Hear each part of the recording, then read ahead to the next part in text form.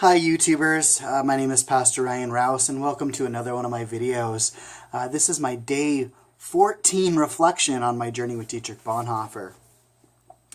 And there's no surprise here, but today's reading really hit home, hit me in the heart and in my soul, and hope it did for you as well, for those of you that are doing this journey as for Lent. So as we look at the reading from Bonhoeffer today, he says that, Jesus' followers are called to peace. Okay, that makes sense as we look at who Jesus was. And as we look at one of the terms we use for Jesus, we call him the Prince of Peace. So, okay, I understand that. He goes on to say that when Jesus called the disciples, they found their peace, that Jesus is their peace. And then he says Christ's kingdom is a realm of peace, and Christ's followers are to renounce violence and strife.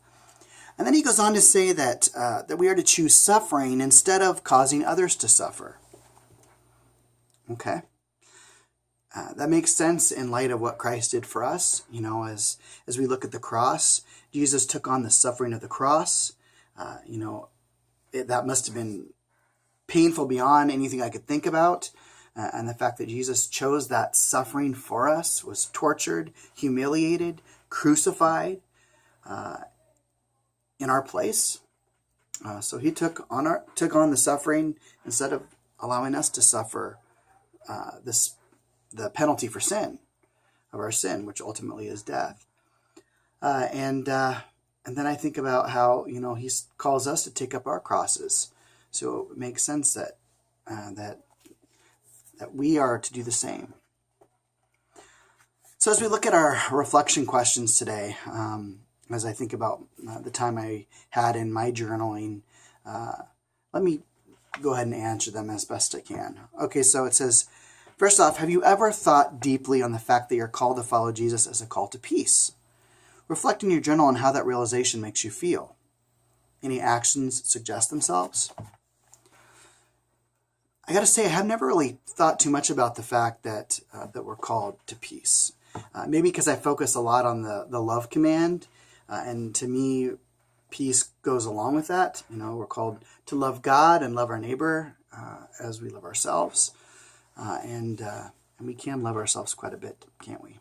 But anyway, as I think about the call to peace, right away in my journaling, the first thing that came to my head was when Jesus appears to the disciples on Easter.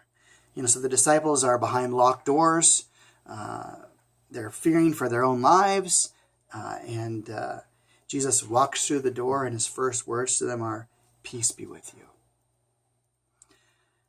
Now, I'm sure many of them, that's not what they thought he was going to say. Of course, they're in shock. They're grieving, experiencing all kinds of emotions. But, I would be thinking, aren't you mad at us? I mean, if you look at what happened at the Garden of Gethsemane, one of their own had betrayed him. We know that Peter later denies him. All the disciples flee. They abandon Jesus to save themselves. So, I would think that Jesus would be a little angry. But he's not. The first thing he shares with them is words of peace. He brings them forgiveness. And of course, he's just died on the cross. He's defeated death.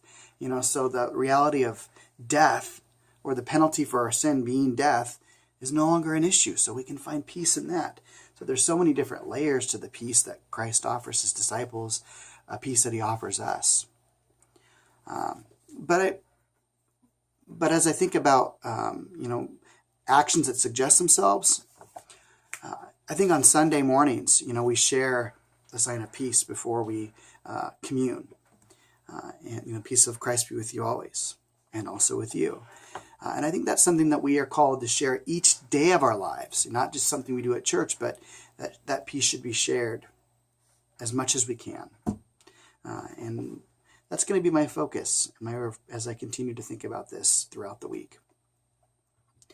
Okay, so the second question is, think of any people with whom you are in conflict or tension with.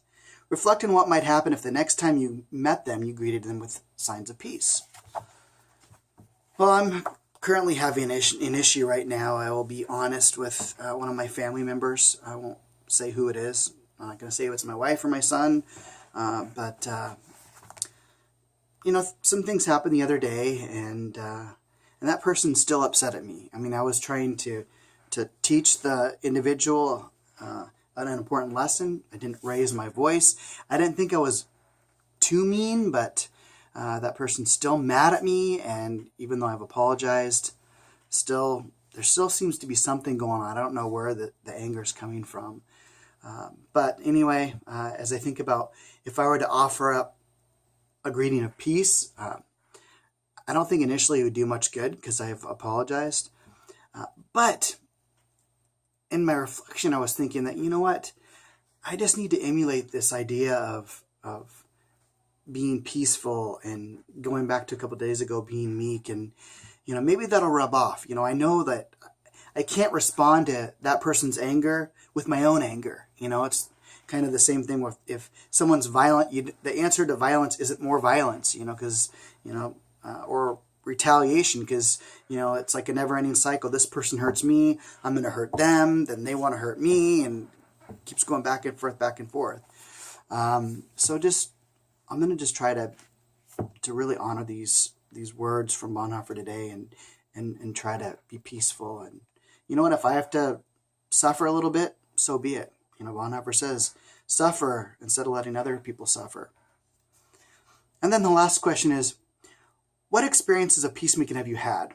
Reflect on what it felt like to be a peacemaker. Well, as a pastor, it's hard for me to come up with one single instance, but I will say that, you know, oftentimes I find myself being a mediator in certain situations, whether it be with my friends, whether it be here at church. And I feel like God has really given me a gift of playing devil's advocate. I don't like that term, but, you know, I have the ability to really, when something happens, to understand and know that there's usually two sides to an issue. And my goal whenever I try to mediate with people, or when I sit down and I try to help others find peace or forgiveness or whatever needs to be done, I want to help people see the other individual's side of things, put themselves in their shoes. You know, even now, the person that I'm having issues with at home, or the person that's having issues with me, I wonder if something more is going on. But all I can do is live into this reality of peace, and hopefully something will present itself, or, you know, we can move past that. And of course, I'll pray about it. And in fact, I did pray about it in my meditation and prayer time. All right. Well, thank you so much for joining me for another video. I hope you're all doing well, and God bless. Bye-bye.